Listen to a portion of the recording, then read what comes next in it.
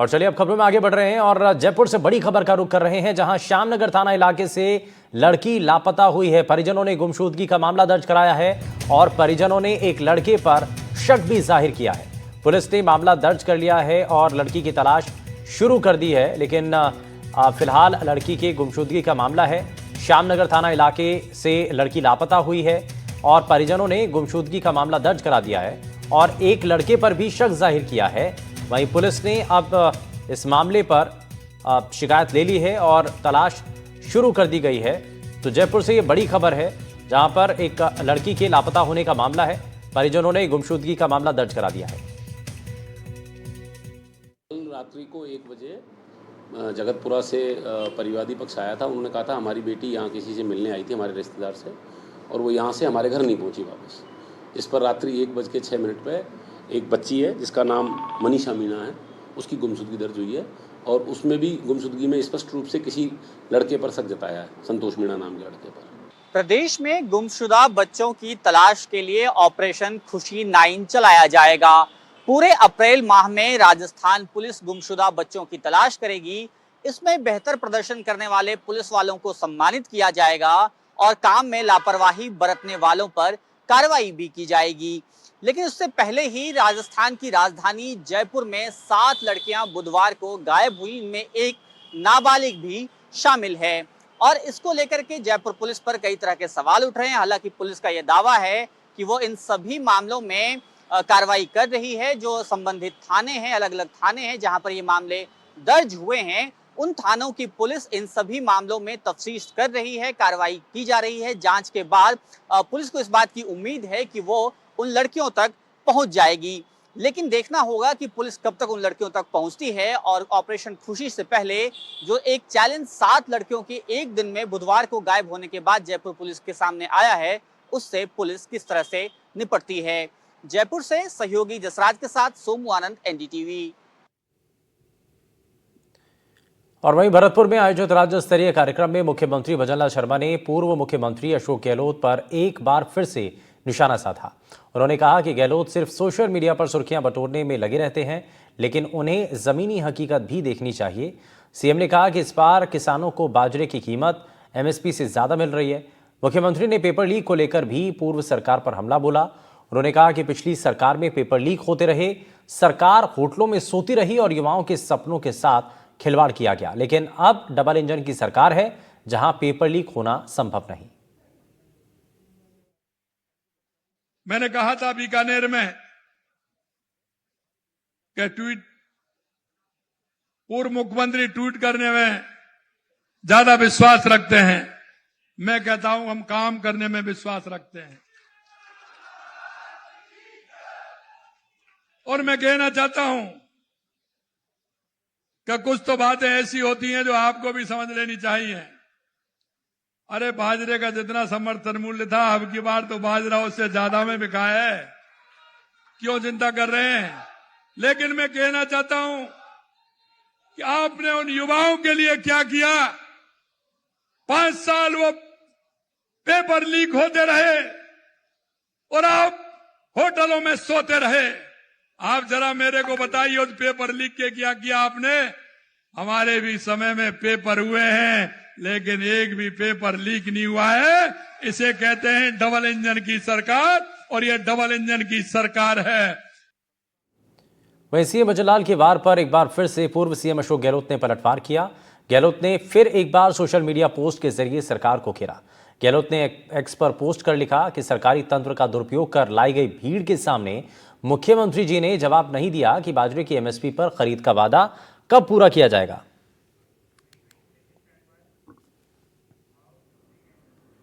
और अजमेर, ब्यावर, पाली, सिरोही, चुरू और बालोतरा जिलों में 11 जगहों पर हाईवे पर बने होटल ढाबों की आड़ में टैंकरों से केमिकल और एलपीजी गैस चोरी कर भंडारण करने वाले गिरोह के खिलाफ कार्रवाई की गई है और कुल मिलाकर के 1,86,780 लीटर केमिकल, 14,600 लीटर बायोडीजल, 5,82,770 रुपए नगद सहित 12 वाहन और भारी मात्रा में ड्रम, टंकियां, मोबाइल और बाकी सामान जब्त कर 17 लोगों को गिरफ्तार कर लिया गया है।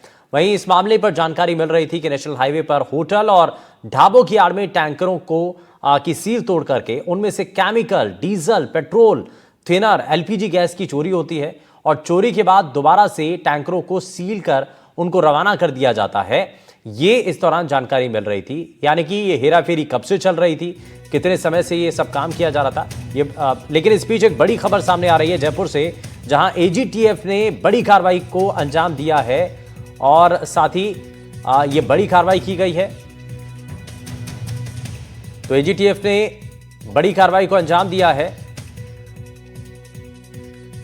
तेल और गैस चोरी करने वाले गिरोह पर कार्रवाई की गई है। वहीं एजीटीएफ ने इस मामले पर कार्रवाई की है और 11 जगहों पर हाईवे पर बने होटल, ढाबों की आड़ में टैंकरों से केमिकल और एलपीजी गैस चोरी कर भंडारण करने वाले गिरोह के खिलाफ कार्रवाई की गई। कुल मिलाकर के 1,86,780 लीटर केमिकल, 14,600 लीटर बायोडीजल, 5,82,770 रुपए नगद सहित 12 वाहन, भारी मात्रा में ड्रम, टंकियां, मोबाइल, काफी सामान जो है वो जब्त कर लिया है और 17 लोगों को गिरफ्तार भी किया।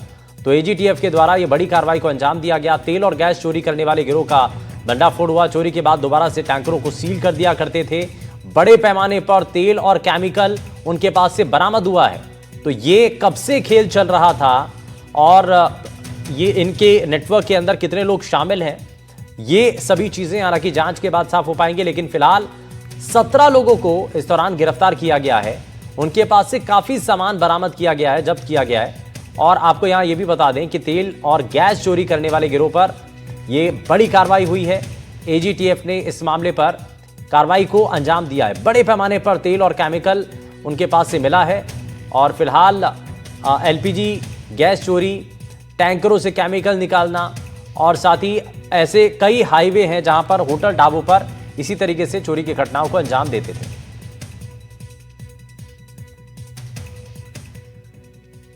वहीं राजस्थान के 8,000 से ज्यादा खनन पट्टा धारकों को सुप्रीम कोर्ट से बड़ी राहत मिली है, क्योंकि सुप्रीम कोर्ट ने 31 मार्च 2025 तक खनन संचालन बंद करने की समय सीमा को 2 महीने के लिए बढ़ा दिया।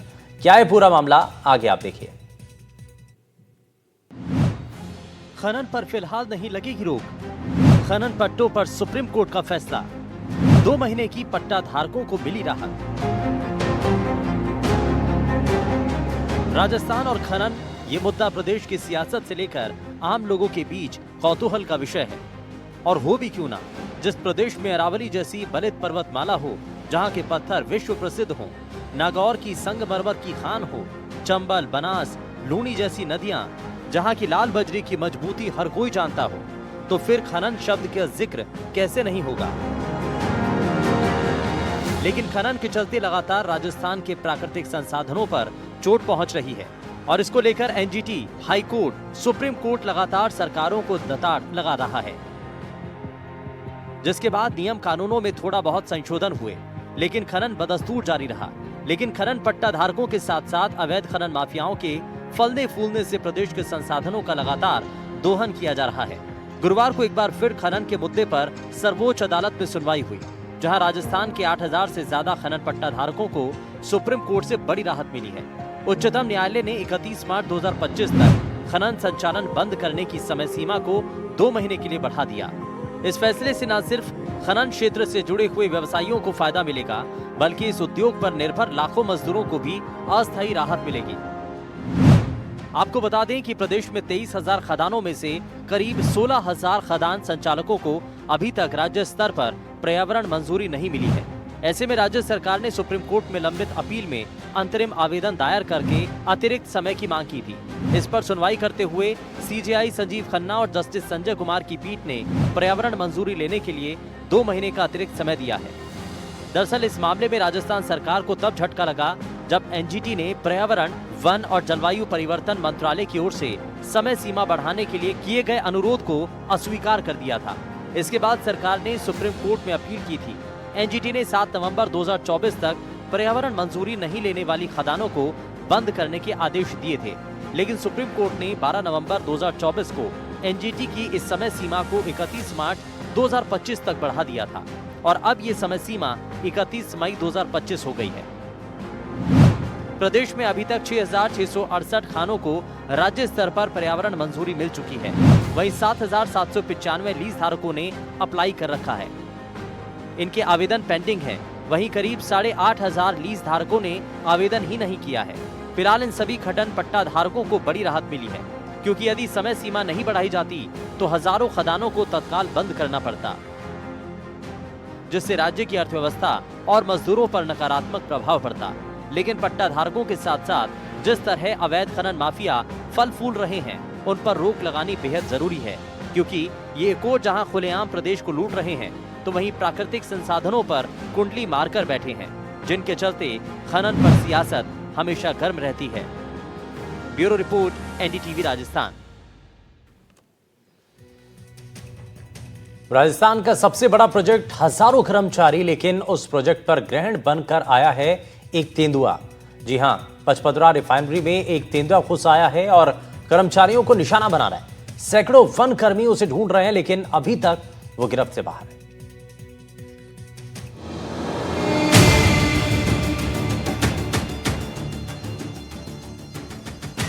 कभी पाइपलाइन के नीचे दुबका हुआ तेंदुआ, तो कभी तेल के डीसीयू यूनिट में खड़ी क्रेन के ऊपर चढ़ा हुआ तेंदुआ। ये अजीबोगरीब तस्वीरें बालोतरा की पचपदरा रिफाइनरी का है, जहां तेंदुए ने अपना आतंक मचाया। 25 मार्च की दोपहर को रिफाइनरी में घुसा ये तेंदुआ अभी तक पकड़ में नहीं आया और लोगों को निशाना बना रहा है। ये तेंदुआ अब तक 3 लोगों पर हमला कर चुका है, जिसमें एक कर्मचारी को बुरी तरह घायल कर दिया गया। चीता हमला कर दिया, काम कर रहे थे वहाँ पे, तो हम देखे नहीं है उसको। जैसे आगे बढ़े हैं ना, तो एक बैग से जंप लगा के मेरे ऊपर छलांग लगा दिया। तो हम लोग साथ में 3 आदमी थे, तो ये हम नीचे था मिट्टी पे, हम लोग पाइप पे थे, तो ये देखा नहीं और हम पाइप पे थे, तो इस पे अटैक किया है वो। जब तक है वो चीता था, कंफर्म था एकदम चीता था, तो इस पे अटैक किया तो ये चिल्लाया, तो हम लोग हल्ला किए, तब तो वो चला गया। पचपदरा रिफाइनरी क्षेत्र में पिछले 48 घंटे से ज्यादा समय से एक तेंदुए ने आतंक मचा रखा है। ये तेंदुआ सबसे पहले 25 मार्च को नजर आया, फिर 26 की देर रात को दोबारा दिखाई दिया। सीसीटीवी में भी इसकी एक फोटो कैद हुई, लेकिन अभी तक ये पकड़ा नहीं जा सका। हमारे साथ वन विभाग के ही रेंजर मौजूद हैं, उन्हीं से जानेंगे किस तरह का रेस्क्यू चलाया जा रहा है। सर, क्या सूचना मिली थी पैंथर को लेकर और अभी तक क्या रेस्क्यू हुआ? 25 तारीख को रिफाइनरी से सूचना मिली थी कि शाम को 4 बजे के लगभग कि पैंथर की साइटिंग हुई है और यहाँ रिफाइनरी में कोई वाइल्ड लाइफ है वो घुस आई है, तो तुरंत सूचना के पश्चात यहाँ रेस्क्यू टीम आ गई थी। असल में पचपदरा की HPCL रिफाइनरी का क्षेत्रफल काफी बड़ा है। ये 5 से 6 किलोमीटर के दायरे में फैला है। यहाँ रेगिस्तान में उगने वाली लंबी घास भी है। साथ ही तेल उत्पादन के लिए लगी बड़ी बड़ी मशीन और पाइपलाइन का जाल बिछा है, इसीलिए तेंदुआ इनकी आड़ में आसानी से छिप जाता है। इसकी एक फोटो ऐसी भी आई जहां तेल की पाइपलाइन के नीचे खड़ा हुआ दिखाई दे रहा है। वन विभाग की 15 टीमें इसकी तलाश में लगी हैं, लेकिन ये उन सब से आंख मिचोली करता दिखाई दे रहा है। हमारे अलग अलग टीमें बनाई हुई है, 3 भागों में बंटे हुए हैं। 5-5 का स्टाफ है वो सर्च कर रहा है पैंथर का, और क्योंकि रिफाइनरी का एरिया काफी बड़ा है, पीछे का पार्ट है वो पूरा ओपन पार्ट है और बीच में जो कंजक्टेड इलाका है उसमें काफी पाइपलाइंस भी है, होदियां बनी हुई है, तो कहाँ नाइट में उसका मूवमेंट कहीं कहीं नजर आ रहा है और डे में वो कहीं छिप जाता है पाइपलाइन वगैरह या कंजक्टेड कोई भी एरिया है, नीचे छोटे छोटे पुल्स बने हुए हैं, तो उसमें थोड़ी दिक्कत आ रही है रेस्क्यू में और सर्च में। सर्च अभियान में कितने मेंबर्स हैं वन विभाग के लगे हुए हैं, कितनी टीमें हैं जो टोटल 15 मेंबर्स है वो अभी सर्च कर रहे हैं, लगातार 15 तारीख से ही लगे हुए हैं, 25 तारीख से सॉरी, और लगातार यहाँ सर्च जारी है। वन विभाग के पास इसको पकड़ने के लिए गन भी है, साथ ही लेपर्ड को लुभाने के लिए एक बकरी को भी बिठा रखा है, लेकिन तेंदुआ है कि मान से बाहर नहीं आ रहा है। जो बाहर है रिहायशी इलाका, हालांकि पैंथर का मूवमेंट बाहर अभी तक नहीं है, कैमरा जो फुटेज देखे हैं उसमें भी एक बार बाहर जाने के बाद वापस वो अंदर हो जाता है, फिर भी हमने सावधानी बरतने के लिए कहा गया है। आसपास के इलाकों में एडवाइजरी जारी की है विभिन्न सोशल मीडिया प्लेटफॉर्म्स के माध्यम से, और अंदर प्रत्येक साइट जहां इनकी है वहां मैसेज कन्वे करवाया गया है कि लेबर को किसी भी प्रकार के अगर वाइल्ड लाइफ की मूवमेंट नजर आती है तो वो तुरंत सूचना करें हमारी रेस्क्यू टीम को, और वहां पर जो साइट इंचार्ज है उनको भी कहा गया है कि आप सावधानी बरतें, लेबर को सावचेत रखें, अकेले कहीं भी मूवमेंट है वो लेबर को न होने दें। फिलहाल तेंदुए को लेकर रिफाइनरी में काम करने वाले लोगों में दहशत है। रिफाइनरी कर्मचारियों को कहा गया है कि अगर तेंदुआ नजर आए तो तुरंत सूचना दें। साथ ही कर्मचारियों को अकेले नहीं घूमने की हिदायत दी गई। अब इंतजार है कि सिवाना की अरावली श्रृंखला से आया ये तेंदुआ कब वन विभाग की पकड़ में आएगा और इसे वापस जंगल में छोड़ा जाएगा। बालोतरा से अनिल वैष्णव के साथ हर्षा सिंह, एनडीटीवी राजस्थान। वहीं चित्तौड़गढ़ सांसद सीपी जोशी ने लोकसभा में शून्यकाल के दौरान मेवाड़ ही नहीं बल्कि पूरे देश के अत्यंत महत्वपूर्ण विषय को सदन के सामने रखा। सांसद जोशी ने सदन को बताया कि कोई तुष्टीकरण के चक्कर में छोटी मानसिकता लेकर महापराक्रमी योद्धाओं के लिए इस प्रकार की बातें करता है तो निश्चित रूप से निंदनीय है और ऐसे लोगों के खिलाफ कठोर कार्रवाई होनी चाहिए। सीपी जोशी ने और क्या कुछ कहा, आपको सुनवाते हैं। और सिर्फ मेवाड़ का विषय नहीं, पूरे देश का विषय है। कोई भी तुष्टीकरण के चक्कर में छोटी मानसिकता लेकर महापराक्रमी योद्धाओं के लिए इस प्रकार की बातें करता है तो निश्चित रूप से निंदनीय है और ऐसे लोगों के खिलाफ कठोर कार्रवाई होनी चाहिए। शायद उनके ध्यान में नहीं आया होगा कि दौलत खां के आमंत्रण पर बाबर भारत आया था और इब्राहिम लोदी को 2-2 बार धूल चटाई थी और बाबर को भी युद्ध में हराया था। राणा सांगा एक ऐसे पराक्रमी योद्धा थे जिन्होंने 100 युद्ध लड़े, 100 के 100 युद्ध जीते। इसलिए मेरा आपके माध्यम से मांग है कि कुछ लोग हैं जो तुष्टीकरण के चक्कर में, ये वही लोग हैं जो अयोध्या नहीं जाते और बाबर की कब्र को धोखने जाते हैं। भरतपुर में अंत्योदय कल्याण महोत्सव के दौरान मुख्यमंत्री भजनलाल शर्मा ने लाभार्थियों को उपकरण सौंपे। सीएम के हाथों विभिन्न योजना के लाभार्थी उपकरण पाकर खुश नजर आए। उन्होंने सीएम को धन्यवाद दिया और लाभार्थियों ने कहा कि हमने कभी नहीं सोचा था कि सीएम खुद अपने हाथों से उपकरण देंगे और ये किसी सपने से कम नहीं है। राजस्थान के मुख्यमंत्री भजनलाल शर्मा आज भरतपुर पहुंचे थे और अंत्योदय कल्याण समारोह में जो लाभार्थी थे उनको चेक वितरण किए गए और लाभार्थी थे उन्हें कई योजनाओं का लाभ मिला है। कुछ ऐसे ही अंत्योदय योजना के तहत मेरे साथ में लाभार्थी हैं, आइए उनसे बात कर लेते हैं। क्या नाम है माता जी? लीला देवी। क्या करते थे पहले आप? हम तो भैया शुरू से मिट्टी कोई काम करे हो बेटा। आज क्या कहेंगे आप यहाँ पहुँचे, सीएम ने आपको खुद योजना का लाभ दिया है? हाँ, और का यही कहेंगे, लाभ दिया है हमारे लिए। हमारे कैसा लगा है आपको? बढ़िया लगा है, अच्छा लगा है। मैं वो इलेक्ट्रॉनिक चाक में लगाया और मशीन में लगाई मिट्टी निकालने की। सोचा था आपने? सोचा था ऐसा हो जाएगा? नहीं सोचा। कैसा रहा उनका व्यवहार? तो बहुत अच्छा, बहुत अच्छा। ये मंत्री जी तो हमारे टोला टारी के ही है। अच्छा, आपका कौन सा गांव है? हमारा भरतपुर ही है। भरतपुर प्रॉपर के कोई गांव है? नहीं, भरतपुर है, गोपालगढ़। अच्छा, गोपालगढ़। हाँ। बिल्कुल, देखिए महिला थी, आप अंदाजा लगा रहे हैं। इनको जब अंत्योदय योजना के तहत लाभ दिया गया तो काफ़ी खुश नज़र आ रही हैं और उनको इलेक्ट्रॉनिक चाक दिया गया है। अब वो इलेक्ट्रॉनिक चाक के माध्यम से मिट्टी के बर्तन बनाएंगी। देखिए, ये दोनों बहन और भाई हैं, इनके लिए इलेक्ट्रॉनिक व्हील चेयर दी गई है। इनसे बात कर लेते हैं। क्या नाम है आपका? पवन कुमार। क्या कहेंगे आज सीएम के द्वारा आपको ये व्हील चेयर दी गई है? बहुत बढ़िया काम किया है। कब से हैं आप इस स्थिति में? लगभग 35 साल हो गए। 35 साल हो गए आपको। अच्छा लगा आपको? हाँ, बढ़िया। आपका क्या नाम है? ममता गर्ग। आप दोनों बहन भाई हैं। हाँ। क्या कहेंगे आज सीएम के द्वारा व्हील चेयर दे गई आपको? अच्छा काम कराया उन्होंने। सोचा था आपने कि हमें आज सीएम? हाँ जी, नहीं, पहले से ये है कि अच्छा हुआ कि मिल रही है व्हील चेयर।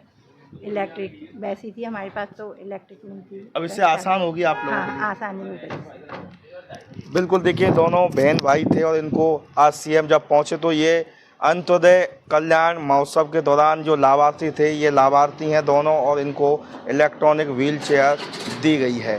अंत्योदय योजना के लाभार्थी मेरे साथ में मौजूद हैं और इनको ये सीएम भजनलाल शर्मा के द्वारा मशीन दी गई है, जिससे ये जो मशीन है ये मिट्टी गूंथने की मशीन है। आइए मेरे साथ में गोला देवी जी हैं, उनसे बात कर लेते हैं।